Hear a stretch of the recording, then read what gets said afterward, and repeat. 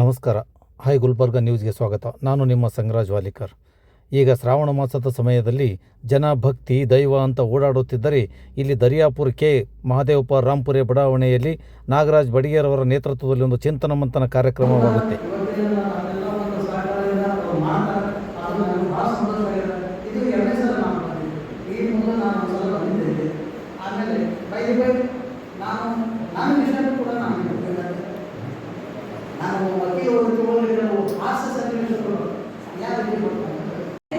ನೀನು ದೊಡ್ಡ ಚಕ್ರವರ್ತಿ ಆಗ್ತೀಯಪ್ಪ ಅಂತ ಹೇಳ್ತಾರೆ. ಹೇಳಿದ ತಕ್ಷಣ ಅವನಿಗೆ ತುಂಬಾ ಖುಷಿ ಆಗುತ್ತೆ. ಹೌದಾ, ನಾನು ಚಕ್ರವರ್ತಿ ಆಗ್ತೀನ? ಅದ್ರ ಒಂದು ಸಮಸ್ಯೆ ಇದೆ. ಏನಂತಂದ್ರೆ ಒಂದು ಗೆರೆ ಕಡಿಮೆ ಇದೆ. ಆ ಗೆರೆ ಏನಾದ್ರು ಇದ್ದಿತ್ತು ಅಂತಂದ್ರೆ ನೀನು ದೊಡ್ಡ ಚಕ್ರವರ್ತಿ ಆಗ್ಬಹುದಾಗಿತ್ತು. ಅಲ್ಲೊಂದೇ ಒಂದು ಸಮಸ್ಯೆ ಇದೆ ಅಂತ ಹೇಳ್ತಾರೆ.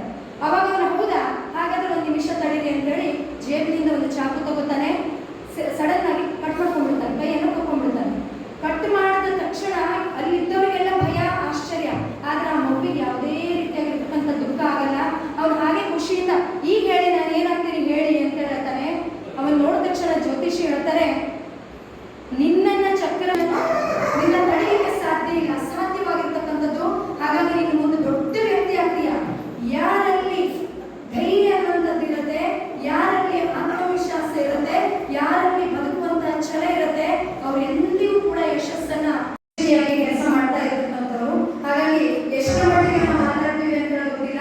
ಅದು ಕೂಡ ನಮ್ಮ ಹೆಣ್ಮಕ್ಳ ಸಂಖ್ಯೆ ತುಂಬಾ ಕಡಿಮೆ ಇದೆ. ಇವತ್ತಿನ ದಿನ ಮಳೆ ಬರ್ತಾ ಇದೆ ಅಂತ ಹೇಳಿದ್ದಾರೆ.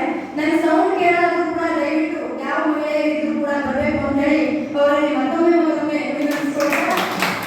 ಹಾಗಾಗಿ ಈ ಕಾರ್ಯಕ್ರಮ ತುಂಬಾ ಅರ್ಥಪೂರ್ಣವಾಗಿರ್ತಕ್ಕಂಥ ಕಾರ್ಯಕ್ರಮ.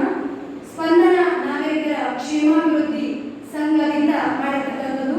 ಶ್ರೀ ಮಹಾದೇವಪ್ಪ ರಾಂಪುರೆ ಗೂಡಾ ಬಡಾವಣೆಯಲ್ಲಿ ನಡೆದಿರ್ತಕ್ಕಂಥ ಒಂದು ಅರ್ಥಪೂರ್ಣವಾಗಿ ಹೋದ್ರೆ ಅವ್ರ ಮನೆ ಮಾರನೇ ದಿನ ನಾವು ಮುಂಜಾನೆ ಹೋಗಿ ಟೀ ಕುಡಿತೀವಿ. ಇದರಿಂದ ಏನಾಗುತ್ತೆ ಅಂತಂದ್ರೆ ಎಲ್ಲರೂ ಕೂಡ ಬಹಳ ಜನ ಟೀ ಕುಡಿಲಿಕ್ಕೆ ಬರೋದನ್ನೇ ಹೆಂಗಸರು ಏನ್ ಮಾಡ್ತಾರೆ, ಅವ್ರಿಗೆ ಕಳಿಸ್ಬಿಡ್ತಾರೆ. ಮೇಡಮ್, ಇದು ತುಂಬಾ ಅರ್ಥಪೂರ್ಣ ಕಾರ್ಯಕ್ರಮ. ನಮ್ಮ ಕಾಲದಲ್ಲಿ ತುಂಬಾ ಚೆನ್ನಾಗಿದೆ. ನನಗೆ ತುಂಬಾ ಖುಷಿ ಆಯ್ತು. ಹೌದಲ್ಲ, ಯುವಕರಾಗಿರ್ಬೋದು, ವಯಸ್ಸಾಗಿರ್ತಕ್ಕಂಥವ್ರು ಎಲ್ಲರೂ ಕೂಡ ಒಂದು ಒಳ್ಳೆ ರೀತಿಯಾಗಿರ್ತಕ್ಕಂಥ ಶ್ರೀಮತಿ ಆಶಾ ಹೆಗಡೆ ಅವರನ್ನು ಮಾತನಾಡಿ ಕೈಗೆರೆಯಿಂದ ಮೌಢ್ಯತೆಯನ್ನು ಹೇಗೆ ಹುಟ್ಟುತ್ತೆ ಅಂತ ಎತ್ತಿ ಹಿಡಿದರು. ನಂತರ ಸಾಹಿತಿಗಳು ಹಾಗೂ ಪ್ರಶಸ್ತಿ ಪುರಸ್ಕೃತರಾದ ಶ್ರೀಮತಿ ರತ್ನಾ ಜಾಗೀರ್ದಾರ್ ಅವರನ್ನು ಸನ್ಮಾನಿಸಿ ಗೌರವಿಸಿದರು. ನಮ್ಮ ಚಾನಲನ್ನು ಯಾರು ಸಬ್ಸ್ಕ್ರೈಬ್ ಆಗಿಲ್ವೋ ದಯವಿಟ್ಟು ಸಬ್ಸ್ಕ್ರೈಬ್ ಆಗಿ, ಶೇರ್ ಮಾಡಿ.